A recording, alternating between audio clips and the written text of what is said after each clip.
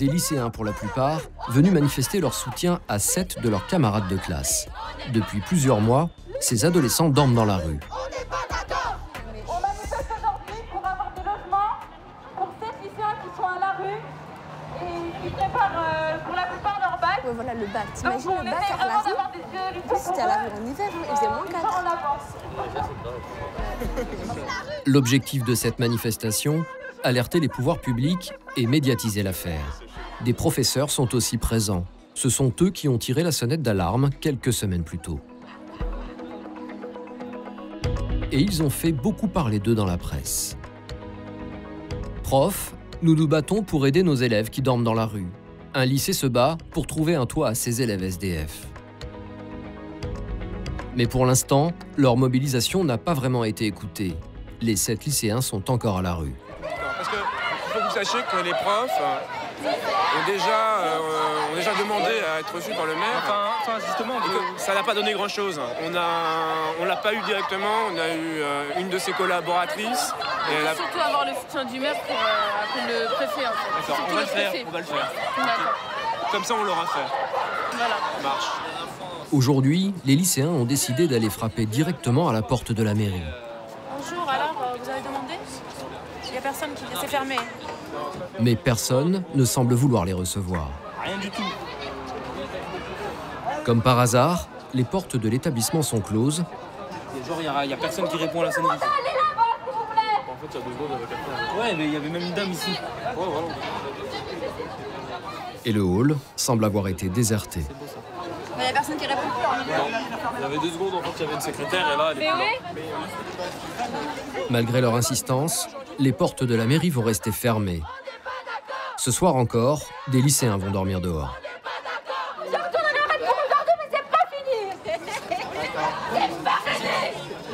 Les lycéens SDF ne sont pas présents aujourd'hui. Ils préfèrent rester discrets et anonymes. Par honte, mais aussi pour ne pas s'attirer les mauvaises blagues de certains camarades. Parmi eux, Marie, 18 ans, a accepté de nous rencontrer, à une seule condition, qu'on ne la reconnaisse pas. Il y a 1 an, sa mère perd son emploi et son logement de fonction. Elles sont hébergées chez une tante, mais depuis 5 mois, celle-ci ne peut plus les accueillir. L'élève, en terminale S, se retrouve donc à la rue avec sa mère et sa sœur cadette. En fait, j'ai étalé une écharpe par terre pour me coucher, en fait. On prenait l'écharpe, et ensuite on l'étale comme ça par terre, et on s'assoit dessus. C'était impossible de dormir parce que le sol, déjà, il est dur. Et j'arrivais pas du tout, en fait. C'est un coup, je me couche, un coup, je me lève, je m'assois, un coup, je me lève pour aller marcher, et je reviens pareil. Mais est-ce qu'on peut dormir comme ça dans ces conditions? Non, je ne peux pas dormir, en fait. Je ne peux pas dormir. On étalait l'écharpe juste pour le fait de ne pas s'asseoir par terre. Pendant 10 nuits, la jeune fille et sa famille ont donc affronté le froid, mais surtout vécu l'angoisse. La peur, elle est toujours là. Parce que à tout moment, chaque 2 minutes, on réagit, on regarde partout s'il n'y a pas quelqu'un qui vient vers nous, en fait. La peur, elle est toujours là, c'est impossible de fermer les yeux, en fait. Pourtant, Marie a longtemps refusé d'en parler à ses amis proches. Je ne voulais pas me l'avouer que j'étais dans la rue, en fait, que j'étais une SDF, en fait. Je ne voulais pas me l'avouer, j'avais honte, en fait, de cette situation. Elle s'est finalement confiée à l'assistante sociale du lycée. C'est elle qui a alerté les professeurs. L'établissement est alors devenu le refuge de l'étudiante. Dès le matin, en fait, j'allais directement au lycée parce que c'était le seul endroit où j'étais à l'abri. Donc du coup, quand j'arrivais là-bas, j'étais bien accueillie. Je pouvais me brosser les dents, prendre le petit déjeuner et aller en cours. Mais c'était impossible quand même pour moi de suivre les cours parce que je m'endormais en classe, en fait. Grâce au soutien de son lycée, Marie et sa famille ont pu être hébergées chez l'ami d'un professeur. Un logement temporaire qui reste précaire et qui ne lui fait pas oublier ses nuits dehors. D'un côté, ça m'a fait grandir aussi parce que j'ai pris conscience comment la façon dont c'est dur en fait pour les gens qui vivent dans la rue, comment ils dorment, dans quelle situation ils sont en fait. Ça m'a grandi de ce côté et aussi ça a été vraiment très très dur.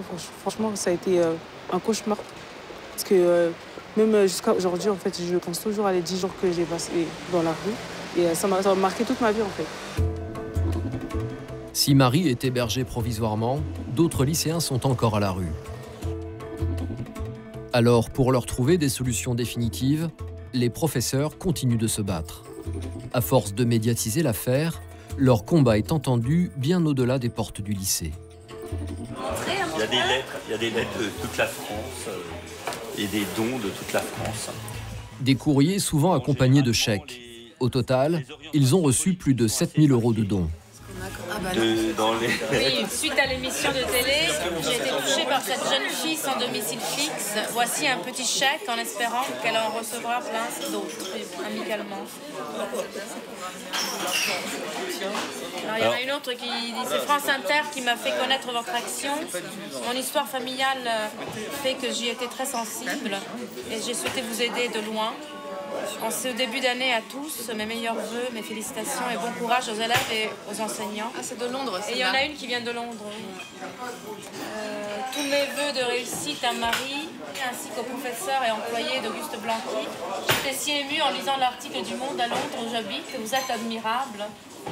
Je vous souhaite du courage et d'être récompensé par tant de générosité. C'est sympa.